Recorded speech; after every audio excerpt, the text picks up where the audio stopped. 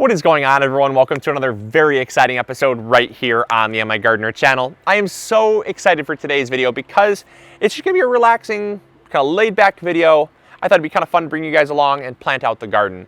Now, we've been out here, we've actually filmed quite a few videos because it's been so nice. I really want to take advantage of this, especially because we have rain in the forecast for most of the week. So I usually come out and film a couple days during the week and backlog those episodes and upload them throughout the week. But it's been so nice, I said, all right, let's make a day of it. Let's get these videos out. And so I'm actually gonna be planting up the rest of our garden. We just got done planting up our tomatoes. We just planted up one bed of tomatoes. I'd like to get one more bed finished, but some of the plants aren't quite mature enough to where I can move them into the ground yet. So that will come later, but we did get one bed planted up. We got our strawberries all finished. We went around and pulled up all the strawberry plants that were growing in the walkways and moved those in. And then we also planted up, we have our beets that we just planted up here from seed. We have peas. We have our garlic that's already growing as well. So that we planted in the fall. And then we have from seed that we started, as you can see, we have our radishes, spinach, and lettuce. So there's quite a few other things that I want to get in the ground right now. And so I figured, why not bring you guys along? I know a lot of you just kind of want to come along for those relaxing videos, kind of get some inspiration rather than information all the time. And so rather than just keep driving that information home, I wanted to kind of take a break from that. So hopefully you guys are going to enjoy this video. So let's go. So a lot of you guys came along and came to the greenhouse with me and saw me buy these plants up. And I wanted to get these in the ground because these plants here are young, but a lot of them are cold hardy. So we've got things like kale. I got some not collard greens, but Brussels sprouts. We got some cabbage here, some red cabbage, and some peas. These have definitely got to get planted up. And I've also got some cucumbers here as well. These are not really cool weather plants, but I'm gonna get all these planted because we're well out of the threat of frost at this point. And our last frost day is May 10th. So I looked in the 10-day forecast and there's really nothing that's even close to frost. So, we're talking like low 40s as the coldest night. So totally fine to get all this stuff planted in the ground. But I also have some squash here as well. And so let's get this stuff planted first. And then I've got a bunch of other plants behind me here, some peppers and stuff that I got to get in the ground as well. I've got here some bush beans. I'm gonna pop these in and I'm gonna get these started here, and then we'll come back later. We're gonna come back later and plant some other beans from seed as well. But the variety of these are Blue Lake bush bean. And you guys know, I mean, if you've been watching this channel for any length of time, absolutely love Blue Lake bush bean. It's just a kind of a go-to household variety for us because it produces so well, and it is just it's one that even when it gets warm out in like early July, they still will produce. They don't produce as much, but they produce a lot more than other varieties that kind of peter out and stop producing. All right, now right here I've got some beets planted, and so I'm going to plant up this cattle panel trellis here. I'm going to plant some cucumbers. Now I've got two different varieties here. I've got a Boston pickling and I've got a homemade pickles. So I want to get these planted up here so they can get crawling up the trellis. And I also have for the other side, I have some melons. I've got some Hale's Best Jumbo cantaloupe. We actually grew cantaloupe last year for the first time successfully, and I'll tell you, it was really cool. If you haven't seen those videos, those are some of the most amazing melons I've had because they were ripened right on the vine, and you just don't get that at the store. Now, a lot of people ask me why I like growing at home. And I mean, obviously there's the reasons like, yeah, you know, it's beautiful, or yeah, you save money, but it's a good part of it, I would say, is flavor. It's just, you just don't get the same flavor from the grocery store. And really, you don't even really get the same flavor from the farmer's market. I find homegrown is really, truly the freshest. And when it comes to flavor, the fresher, the better. And it's just, it's something else. When you taste a melon homegrown like that, or anything for that matter, tomato, melons, fruits in general, strawberries, everything is just so much sweeter. and so much richer in flavor as well as nutrients, way more nutritious for you. So yeah, I love it. But I'll tell you what, fresh cucumbers are awesome. They're one that a lot of people don't really acknowledge the flavor difference, but when you have a homegrown cucumber, there's so much more water in it, because when they sit at the grocery store, a lot of times I find they're kind of spongy or punky, kind of mealy, if you will. And it's just, when you cut into a cucumber from the home garden, it drips with water. It's so fresh, it's so refreshing. Now these plants are absolutely beautiful.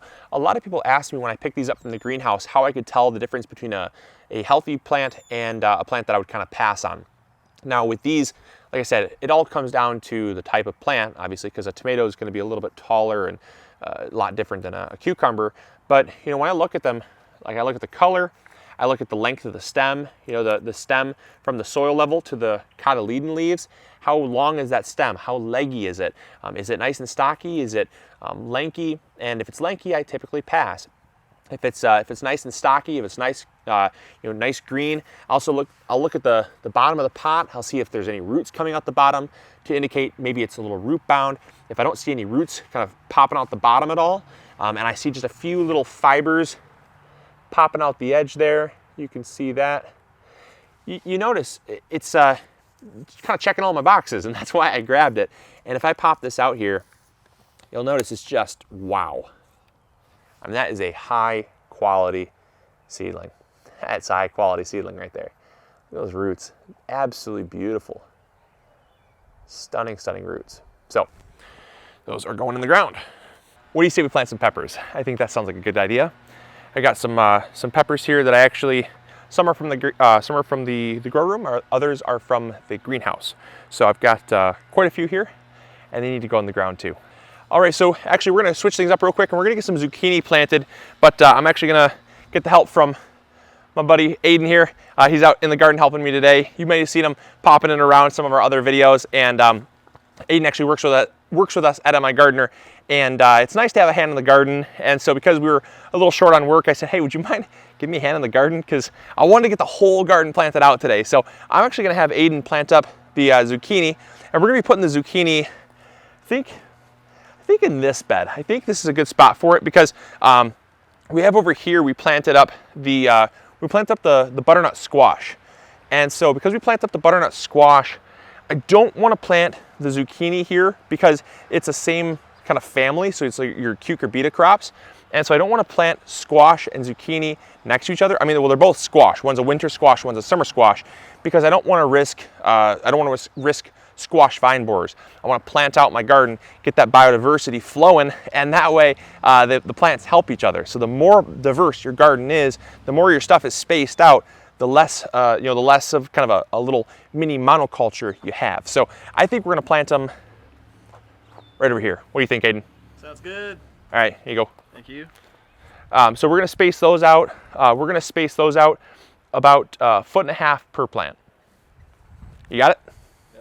All right. I think so. All right. We'll see if he kills him. I'm kidding. No, he's got it. He's got it. He's got it. I have full faith. You want one row? Yeah, we'll do. So we'll do 2 rows. But you're gonna zigzag them, because you're gonna plant them. We gotta show them. We gotta show them how to do this. Rookie. All right, no. Here, let's show Aiden how to do this here. Aiden says he knows nothing about planting zucchini. So what we're gonna do is, we have the full space here. Now we have, the thing is, we have asparagus planted down here, and we have some oregano planted here. So when these plants get full, Aiden, the plants are gonna be like 2 feet wide, like in diameter. So they're gonna be, yeah, the zucchini plants are gonna be 2 feet wide in diameter. So you have to make sure, wherever you plant it, you have to kind of account for 2 feet of coverage in just about every direction. So that's why we're zigzagging? Yeah, so we're gonna plant like if this was a plant here, at full maturity, this might be the plant. So we'll put a plant right here, and then we'll put another plant here, right? But then the nice thing is, because you have like a 5-eyed dice, you can plant here. So you got another circle here. See how these circles don't overlap? Like these would be the leaves, right? You can put a plant here, but the nice thing is there's this center spot here where you can get a plant where there's nothing else overlapping. So it's just a plant, a plant, a plant, a plant, and then a plant in the center. So you plant out a block and then put a plant right in the center there, and that's going to give you kind of your 5-eyed dice. Yeah, the 5 dice thing actually makes perfect sense. Yeah, so that's a good example. They're all spaced out evenly, and that way there's not going to be a whole ton of overlapping leaves. All right, so we got the beans here, and we just planted the cucumbers there. This is the same bed. I want to plant some other stuff, so I'm going to plant some more cold weather crops here. I'm going to plant some cabbage. Now, just like we kind of planted out the zucchini, cabbages get really big, so I think I'm going to do 3 plants, but I need to space them out far enough so they're far enough away from these beans to where they don't choke out the beans, because cabbages, even like things like broccoli, they have those huge elephant ear leaves. They just get massive, and you really don't want them growing over and smothering out your other plants. So I'm going to plant, I'm going to leave maybe about a good foot of space, 12 inches away. I'm going to plant 1. I'm gonna plant 2, and then I got 3. So yeah, that's perfect. That's actually great. I think it's really important to note too, you know, when you're planting out things in the garden, it's really, really important to remember what they're gonna look like when they're fully mature. This is something that I tell Aiden, I tell a lot of you guys that it's hard to envision when plants are small what they're gonna look like in 2 or 3 months. And it's hard, especially when those plants are vining like a pumpkin or a cucumber. It's hard to imagine that they're going to vine 5-10 feet out, even further in some cases. It's hard to imagine a zucchini plant that has a 2.5 foot spread, or a cabbage that has like a 1.5 foot spread, because they're small little plants right now. So because they're small, because they're small right now does not mean they're going to be small forever. So just keep that in mind. I cannot drive that point home enough. Now what I'm doing here is I'm actually taking my finger and I'm pinching off these extra seedlings here from the cabbage, because the greenhouse that grew them planted 3 or 4 seeds per cell, which is good. I mean, I'd much rather have that than a few empty cells, because obviously when you buy that, you're paying for the cell, not for the amount of plants. And so if it's a 4-pack, I want at least 4 plants. And so I'm just coming in here and I'm actually just picking out kind of the runt of the bunch, or the one that just looks less likely to excel. And I'm kind of just pinching those off and thinning them so that I have the healthiest plant. And that way when it goes in the ground, I've got one really good plant that has a good chance of thriving in my garden. All right, so in this bed here, I'm gonna plant my peppers. Now, we have quite a few different varieties of peppers, but I wanna space them out like I did last year, about 11 inches apart.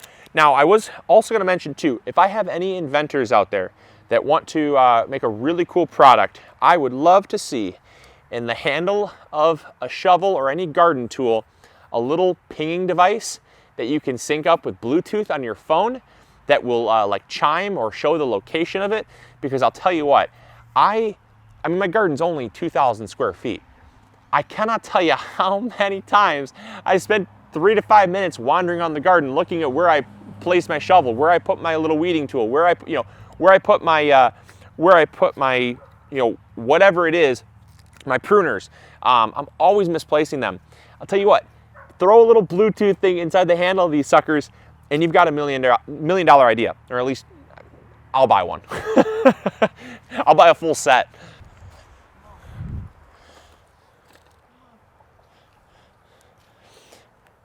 Now we do have some rain in the forecast, so I'm kind of rushing these a little bit here. I want to get them in the ground so that I don't have to get caught in the rain here, but I want to finish this pepper bed up before we call it a day.